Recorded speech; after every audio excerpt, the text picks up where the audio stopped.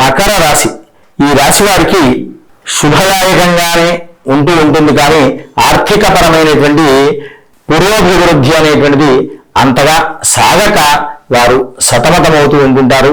వీరు ప్రధానంగా శివునికి రుద్రాభిషేకం చేస్తున్నప్పుడు నెయ్యితో అభిషేకం చేయండి. ఆ చేయడం వల్ల ఆర్థిక పరమైనటువంటి వనరులు కొత్తవి సమకూర్చుకోవడానికి అవకాశం అనేటువంటిది ఏర్పడుతూ ఉంటుంది.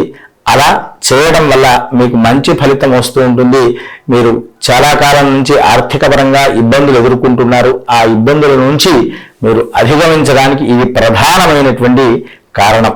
ఈ విధంగా నేను చెప్పినటువంటి ఆ ఉపాయాన్ని మీరు చేసుకోవడం వల్ల దానివల్ల కొంతవరకు మంచి ఫలితం అనేటువంటిది పొందుతూ ఉంటారు. ఆ యొక్క నేతిని, ఏదైతే అభిషేకం చేసినటువంటి నేతి ఉంటుందో ఆ నెయ్యిని స్వయంగా మీరు తీర్థంగా పుచ్చుకోవాలంటే నెయ్యిని తాగలేము కనుక దాన్ని మనం వంటల్లో వాడుకోవడము, లేదా మనం భోజన పదార్థాల్లో వేసుకొని తినడం, ఇలాంటివి చేయడం వల్ల దాని ఫలితం అనేటువంటిది చాలా చక్కగా ఉంటుంది. స్వస్తి ప్రజాభ్య పరిపాలయంతాం న్యాయేన మార్గేణ మహిమహీషాః గోబ్రాహ్మణేభ్యః శుభమస్తు నిత్యం. లోకాః సమస్తాః సుఖినో భవంతు.